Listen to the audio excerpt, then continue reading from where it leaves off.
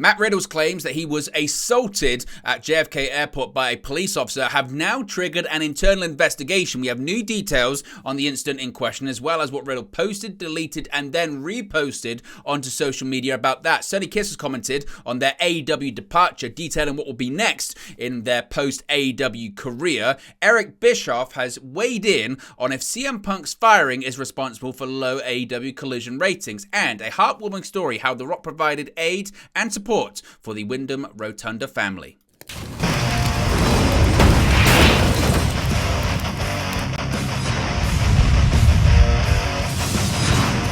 Hey guys, welcome back to Wrestling News 365. Hope everyone is doing very well. As always, there are plenty of news stories to get into in the world of professional wrestling. Let's start off talking about Matt Riddle. Now, we spoke about this one last night, how this could be a story that develops into something more. So let's get straight into this regarding Matt Riddle and his claims on social media about a possible assault by a police officer at JFK Airport in New York City. As I mentioned, we did discuss this yesterday, and it's now being reported that there are new details that are coming to light to this, as well as an internal investigation that has been triggered as a result of Riddle's claims on social media.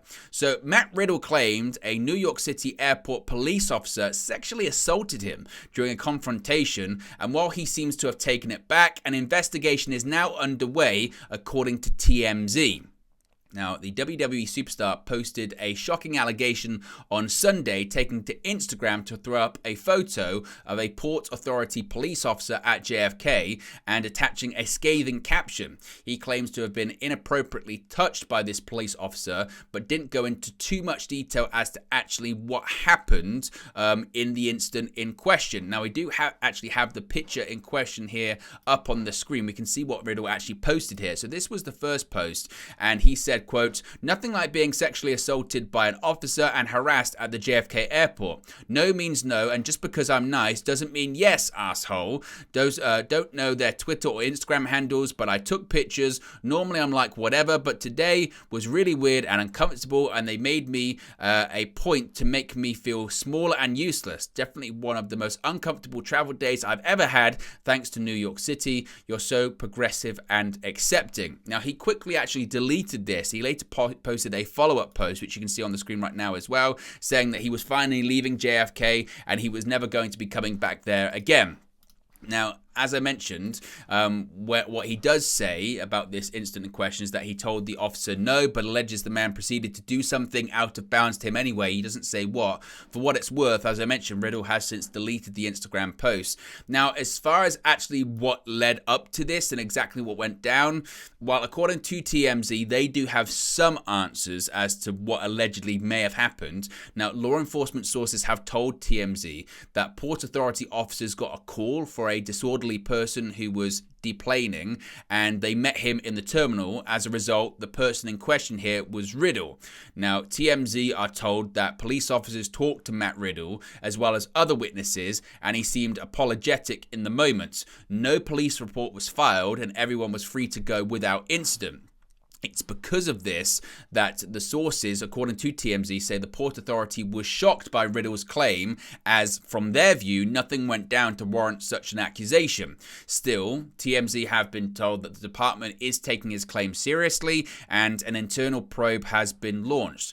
As I mentioned, the last thing Riddle had to say about this was not great. He said that finally he was leaving JFK and he never wants to come back there again. So we'll have to wait and see what more details are out there, but now there is an internal investigation ongoing.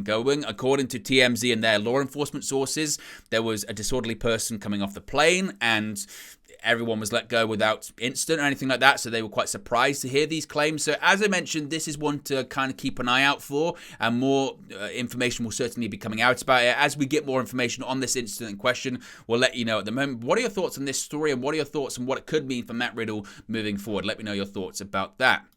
Now, Sonny Kiss indeed is gone from All Elite Wrestling. It was confirmed by Tony Khan last weekend during the post-All Out press conference. On Sunday afternoon, Sonny Kiss released a statement on social media about their AEW All Elite Wrestling release. She was released after AEW CEO Tony Khan decided not to renew the contract that they were currently on. Khan noted at the All Out media scrum that fans shouldn't be surprised if Kiss does return sometime in the future, a bit like Stu Grayson did, obviously previously of the Dark Order, now of the Righteous purchase with Ring of Honor, Kiss commented on being with the company for 4 years, debuting during the inaugural AEW Double or Nothing pay-per-view in May 2019, describing their experience as AEW as living my dream, and said that they got the chance to work with the childhood heroes. This is actually the full statement in question. We can get Sonny Kiss's statement up on the screen right now. It says, quote, 4 years of traveling my dream, living my dream, traveling, making everlasting friendships, working with my childhood heroes, growing into the human I've become right before everyone's eyes, and of course,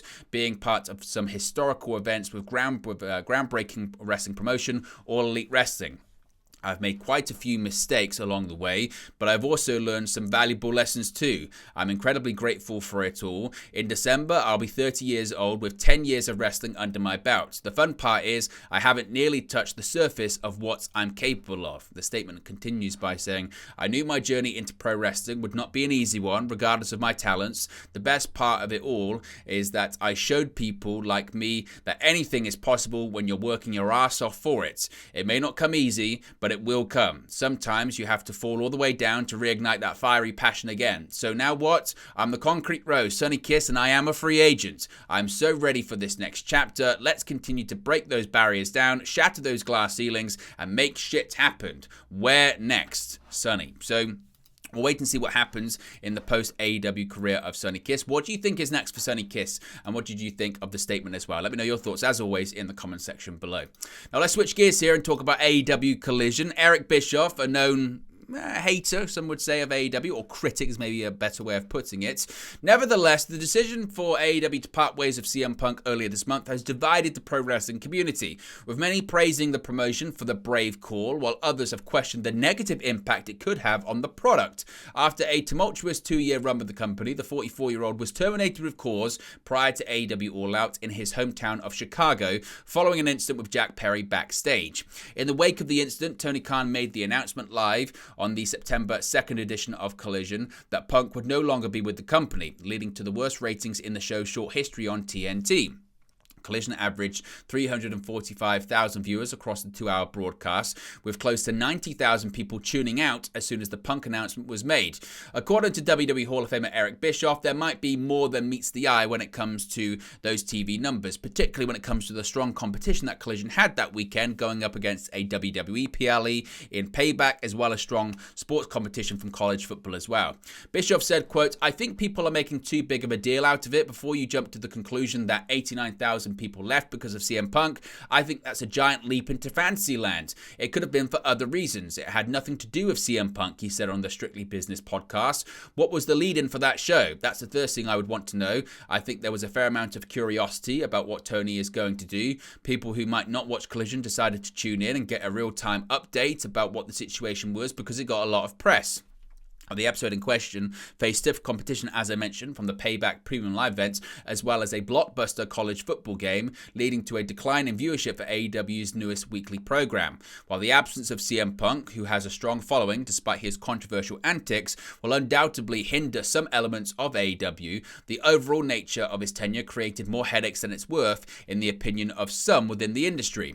Obviously, the former AEW World Champion was responsible for a lot of AEW's financial success in regards to ticket sales, merchandise and pay-per-view buys, but Bischoff believes his drawing power on Collision might not be as valuable as some have claimed. Quote, I predicted it months ago. It opened up with 800,000 and before Punk got let go, it was bouncing around 400,000 to 500,000 viewers. It wasn't like it was setting the world on fire to begin with, and we all knew that when college football became a thing, it was going to take another big hit, he said. I don't think Punk's departure ultimately will have much of an impact on Collision as people think it did, because I didn't think it had a positive impact on the show to begin with. He wasn't as big of a draw as people think he is. Now, his abrupt departure has led to the likes of Jon Moxley and the Young Bucks, 3 men who had issues backstage with Punk, being featured on Collision in the past fortnight, with Punk not expected to return to AEW anytime in the future. Rumours, of course, of a potential WWE comeback have also been at the forefront of the news cycle, but at this stage, there has been no confirmation as to whether Triple H, Vince McMahon and Nick Khan will welcome him back into the fold after a messy departure back in 2014. So what do you think of Eric Bischoff's comments? Do you think that CM Punk's termination will have anything to do when it comes to the AEW Collision ratings, or is it just a case of strong competition is going to lead to a decline in the ratings? Let me know your thoughts about that too in the comment section below.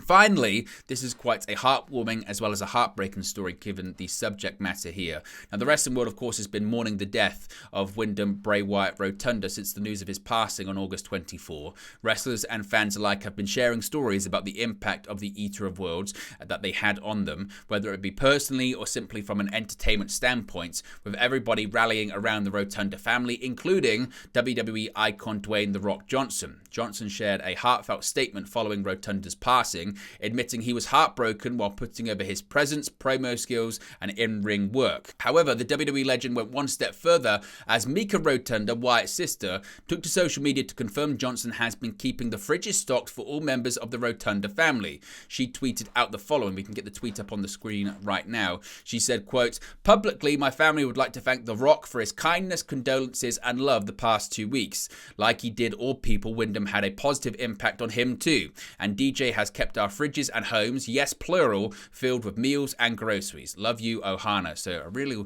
nice story about The Rock looking out for the Rotunda family in this difficult and tough period. There you go, guys. This is the latest pro wrestling news for you. Be sure to smash a like on the like button. Be sure to subscribe bottom right hand corner. As always, let me know your thoughts in the comment section below, and I'll speak to you again very, very soon.